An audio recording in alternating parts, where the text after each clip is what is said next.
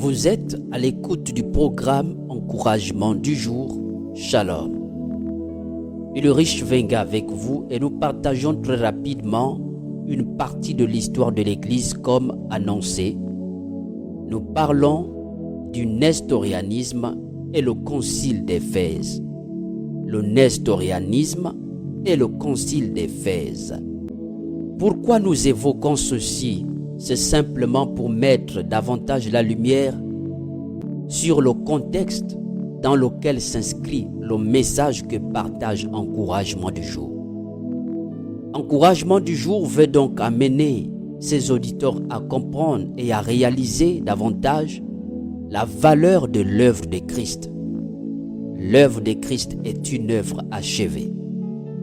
À comprendre que le salut que nous avions reçu n'est pas seulement un salut qui s'appuie sur un seul plan, mais un salut qui s'appuie sur tous les domaines. Le salut n'est pas qu'ecclésial. Il est aussi éducationnel, social, économique et politique.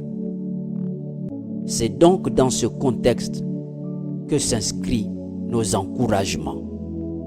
Car la parole de Dieu est là pour réconforter toutes les couches. Alors que nous parlons de l'histoire de l'Église, déjà d'entrée de jeu, quand on parle de l'histoire de l'Église chrétienne, c'est vivement une histoire riche en événements. L'histoire de l'Église est une histoire qui a connu des transformations, qui a connu des défis. Mais toutes ces choses ne l'ont pas laissé à terre, mais plutôt ont contribué à sa transformation. Toutes les difficultés qu'ont connues l'Église ont contribué à façonner son développement au fil des siècles. L'Église a connu des changements significatifs et a été confrontée à divers défis et opportunités. Alors que nous parlons de l'histoire de l'Église, il nous est alors impossible de parler de l'histoire de l'Église sans parler de l'Église primitive. L'Église primitive qui a été le point de départ du christianisme. Elle s'est développée à partir des enseignements de Jésus-Christ et des premiers disciples qui ont apporté sa parole. L'Église a donc dû faire face à des défis internes et externes. Nous savons ce qu'a vécu les martyrs. Dans l'histoire de l'Église, il y en a ceux qui ont été torturés. L'histoire de l'Église a coûté la vie à nombreuses personnes. L'histoire de l'Église a coûté les sacrifices. Aujourd'hui, ainsi le dit, nous récoltons ce que les autres ont sémé hier. Nous récoltons les joies des sacrifices de nombreux hier. Aujourd'hui, nous pouvons parler librement en langue. Aujourd'hui, nous avons la Bible en notre possession. Aujourd'hui, nous prêchons librement, alors que c'était difficile hier. Aujourd'hui, nous avons la latitude de pouvoir nous exprimer librement au sujet du christianisme, parce que certains ont payé le prix afin que les choses soient telles qu'elles sont aujourd'hui. Au regard de tout ceci, nous voulons donc dire aux uns aux autres, les sacrifices quand nous parlons de l'Église, nous voyons derrière l'Église des hommes et des femmes qui ont laissé leur vie. Et aujourd'hui, nous disons ça a payé. Je voudrais un temps soit peu m'arrêter à ce niveau pour dire à quelqu'un, à toi qui m'écoute maintenant, qu'en réalité, être chrétien ne suffit pas. Il y a être chrétien et demeurer chrétien, finir chrétien, répartir au Père et tant que chrétien. Le tout n'est pas de venir à Christ, mais de demeurer en Christ. Parce que Christ, lui, il est là. Il ne change pas. Et donc, je veux dire à quelqu'un que quand vous venez à Christ, et quand tu viens à Christ, souviens-toi que tu as un grand défi à relever. Et ce défi s'exprime sur deux pans. Le défi interne et le défi externe. Sur le plan interne, tu as pour obligation de défendre ton identité. Oui, sur le plan interne, il s'agit de défendre ton identité. Défendre l'identité que tu as reçue. Veiller à ce que tu ne perdes pas ton identité. Tu dois comprendre que conserver son identité, ce n'est pas quelque chose de facile. Le Christ que tu as reçu, l'identité que tu as reçue, tu devras faire face au conflit interne. Sur le plan des pensées, il y a des choses qui vont être confrontées à toi. Le péché sera là. Des problèmes seront là. Il y a des problèmes qui surgiront de nulle part. Des problèmes qui viendront de par-ci et là. Mais comme l'a été l'histoire de l'Église, comme l'a été l'histoire du christianisme, duquel tu appartiens, au-delà des difficultés, les confrontations, les conflits ont juste été utiles pour pouvoir façonner son développement au fil des siècles. Nous voulons dire que des conflits, quand tu reçois Christ, comprends que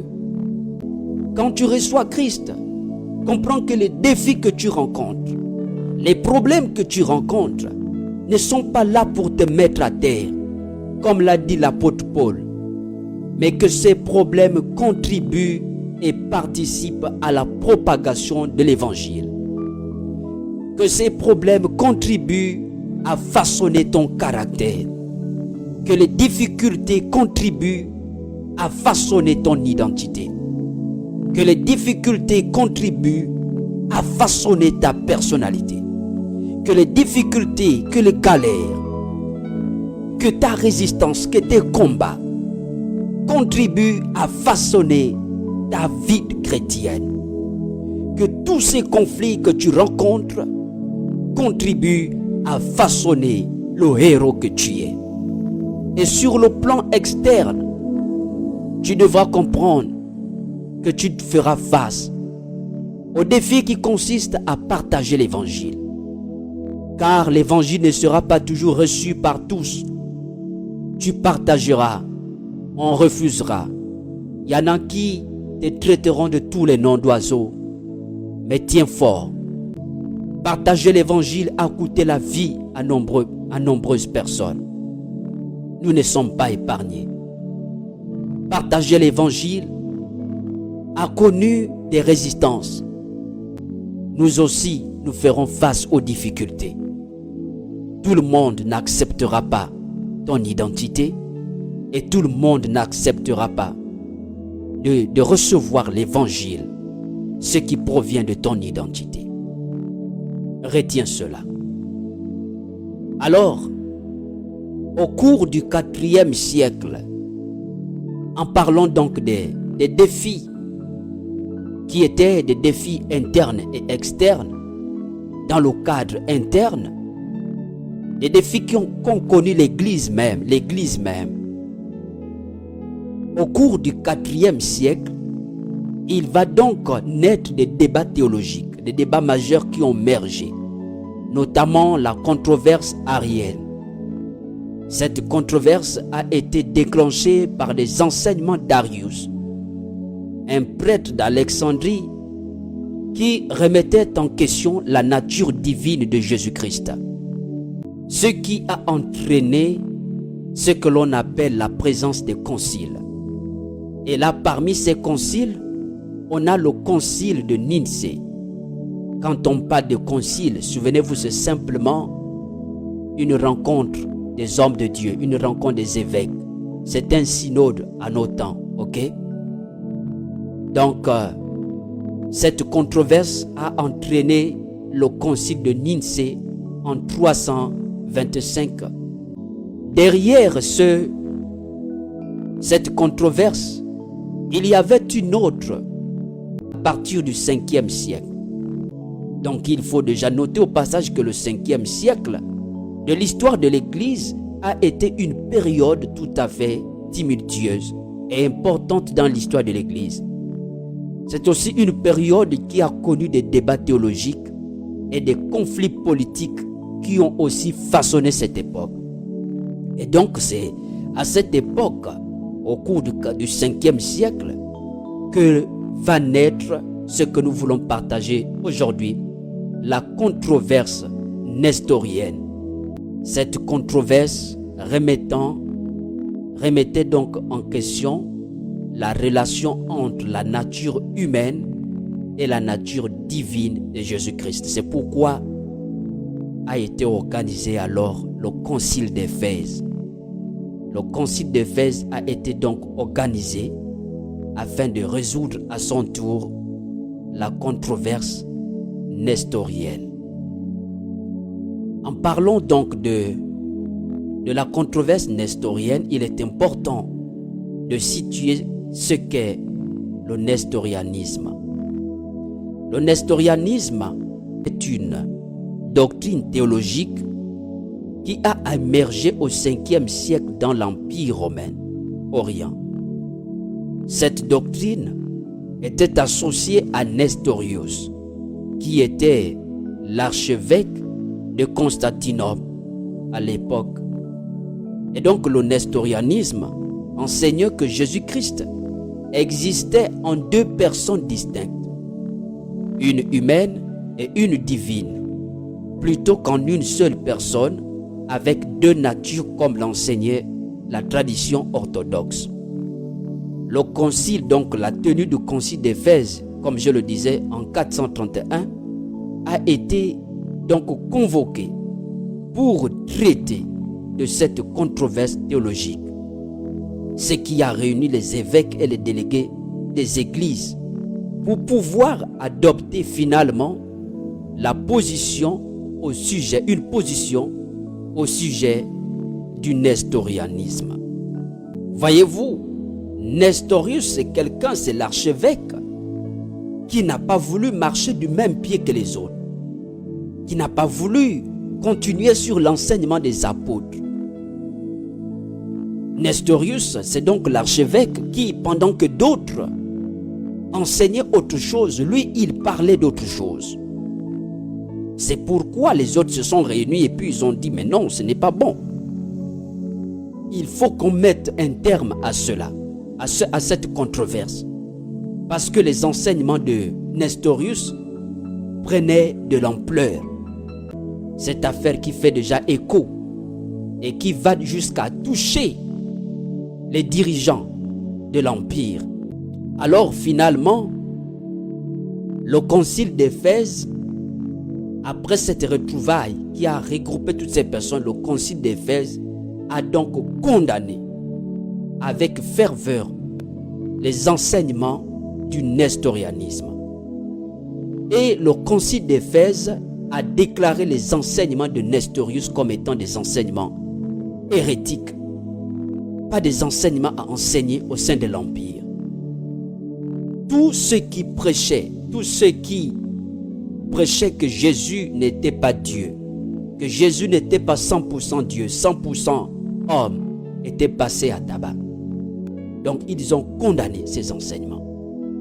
Alors, nous sommes là ce matin pour donc présenter l'impact de cette décision.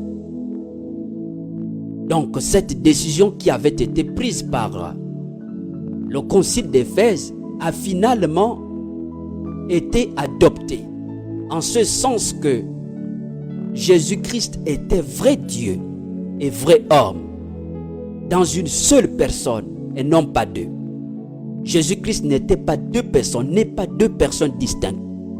Jésus-Christ est une seule personne. C'est pourquoi aujourd'hui vous voyez ce phénomène continuer par-ci et là.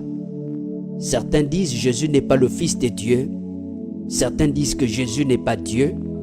Ce problème avait déjà suscité quelque chose au 5e siècle. Donc ce que nous voyons aujourd'hui n'a pas commencé aujourd'hui, ça a commencé hier. Et cela avait déjà été condamné.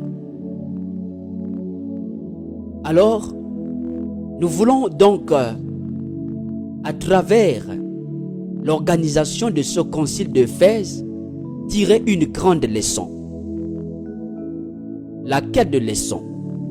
Nous voulons amener les uns et les autres à comprendre que cette décision ici a donc eu des implications théologiques, mais aussi politiques significatives. Alors, sur le plan théologique, la condamnation du nestorianisme lors du concile d'Éphèse a renforcé et clarifié l'enseignement de l'Église sur la nature du Christ. Ceci a été exprimé pour nous amener à comprendre la place des leaders dans la défense de la qualité des enseignements qui sont partagés. Ce combat qu'a mené les évêques en ce temps reste toujours d'actualité. Il n'y a qu'à regarder les réseaux sociaux et vous allez vous rendre compte de toutes ces hérésies. Voyez-vous, derrière un mauvais enseignement se trouve aussi une mauvaise ou de mauvaises pratiques. C'est pourquoi vous voyez aujourd'hui, il y a des choses qui sont faites qui n'ont rien à voir avec la parole de Dieu. Aujourd'hui, nous pouvons constater l'écart qui existe entre la vérité et ce qui est prêché. Entre la vérité de la parole de Dieu et ce qui est prêché. Il n'y a qu'à regarder comment des personnes sont conduites de tous les côtés.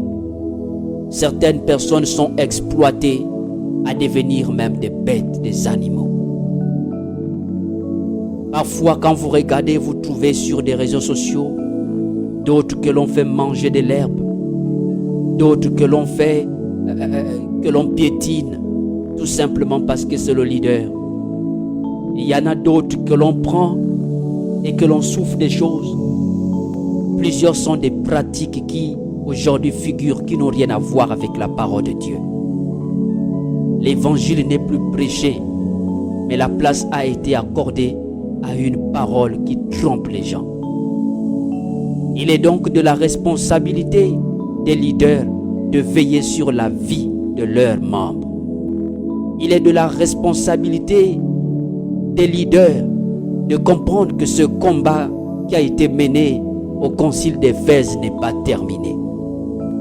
Il est de la responsabilité des fils du royaume de comprendre que ce combat qui a été mené au concile d'Éphèse n'est pas fini. Le monde est pollué de faux enseignements. La vie est polluée de plusieurs pratiques qui n'ont rien à voir avec la parole de Dieu. Nous avions partagé ceci pour dire à quelqu'un: veille à l'enseignement que tu as reçu. Veille à l'enseignement des apôtres que tu as reçu. Que les leaders veillent sur la vie de leurs fidèles quant à la qualité des enseignements qui sont partagés au sein des églises locales. Que les leaders veillent, mettent un accent particulier sur la qualité des enseignements qui sont partagés au sein des groupes, au sein des comités, afin d'éviter des déboires. Car aujourd'hui, le combat qui a qu'à mener les évêques au concile d'Éphèse reste toujours d'actualité. C'est de la responsabilité des leaders de veiller quant aux pratiques qui ont lieu aujourd'hui. Plusieurs choses sont rentrées aujourd'hui dans l'Église. Plusieurs pratiques qui n'ont rien à voir avec la parole de Dieu font désormais partie de la vie des fils et des filles du royaume. Il n'y a qu'à regarder comment les services sont faits. Il n'y a qu'à regarder à l'habillement pour tout comprendre. Il n'y a qu'à regarder. C'est donc de la responsabilité des leaders de veiller quant aux pratiques qui sont aujourd'hui observées dans le monde afin qu'elles ne prennent pas place au sein de nos communautés. C'est de la responsabilité des leaders qui sont élevés au-dessus de chaque comité, au-dessus de chaque mouvement, au-dessus de chaque département, de veiller à la qualité des enseignements qui sont partagés. Le leader a le plein droit de se lever, de sanctionner par rapport aux enseignements qui ne cadrent pas avec la parole de Dieu. Les leaders ont la responsabilité de pouvoir édifier les fidèles au sujet de la véritable doctrine. Les leaders ont la responsabilité de bien enseigner les fidèles. Les leaders ont la responsabilité de revenir sur l'enseignement des apôtres et des prophètes.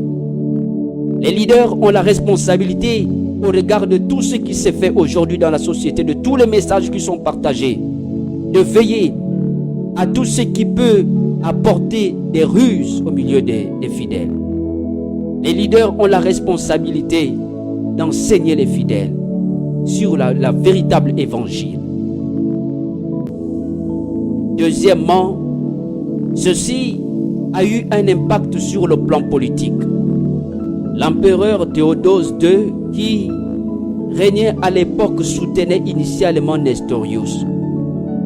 Cependant, sous la pression de l'Église et des évêques réunis lors du concile, il a finalement accepté de condamner les enseignements nestoriens. Nous comprenons que l'empereur II était attaché à Nestorius. Pour l'empereur II, Jésus-Christ n'était pas Dieu. L'empereur Théodose II était donc au contact d'un faux message. L'empereur Théodose II ne savait pas que Jésus-Christ était une seule personne qui remplissait les deux natures, 100% Dieu et 100% homme. Nous comprenons alors l'urgence qu'a l'Église d'annoncer l'Évangile même à la classe politique. C'est parce que l'Église a fait pression à l'empereur Théodose II qu'il a fini par comprendre qu'il était dans l'hérésie. Faire pression ici, ce n'est pas de la pression physique. Faire pression voudrait dire apporter des preuves. Faire pression voudrait dire venir et enseigner l'empereur. Venir et partager un message concret, un message juste. Il a fallu donc aux évêques d'annoncer le véritable message à l'empereur Théodose II afin qu'il puisse changer de paradigme. Même les dirigeants de là où ils sont ont besoin de la véritable parole. Si personne n'annonce, comment l'entendront-ils? L'Église doit donc davantage encourager l'évangélisation à la classe politique, vers la classe dirigeante. L'Église doit par exemple encourager les fidèles à l'excellence. Voyez-vous, il y a souvent un faux message qui passe en disant les hauts postes ne peuvent pas être occupés par des chrétiens parce qu'il y a des pratiques. Oui, l'Église doit encourager les fidèles à occuper des postes stratégiques de la société. Car c'est quand ils auront occupé des postes stratégiques qu'ils sauront même là où on décide. C'est en occupant des postes stratégiques qu'ils pourront aussi à leur tour annoncer l'évangile à ceux qui sont là-haut. Il faut que les chrétiens qui occupent des postes au niveau de la classe dirigeante soient aussi nombreux pour pouvoir voir des choses changer. Un seul ne peut rien faire. Il faut donc encourager un maximum. L'Église doit alors partager un message qui encourage et non qui décourage. Enfin, nous voulons dire, l'Église doit pouvoir identifier toutes ces personnes qui ont l'appel à la politique et enfin de les encadrer. Nous avions donc voulu partager avec vous une partie de l'histoire de l'Église sur le nestorianisme et le concile d'Éphèse. Par là, nous avons compris que l'urgence du concile d'Éphèse était donc celui de pouvoir stopper le mauvais enseignement. Et par la suite, nous avons compris que le concile d'Éphèse a permis que la vérité puisse atteindre les hauts dirigeants. Que Dieu vous bénisse. Shalom, shalom.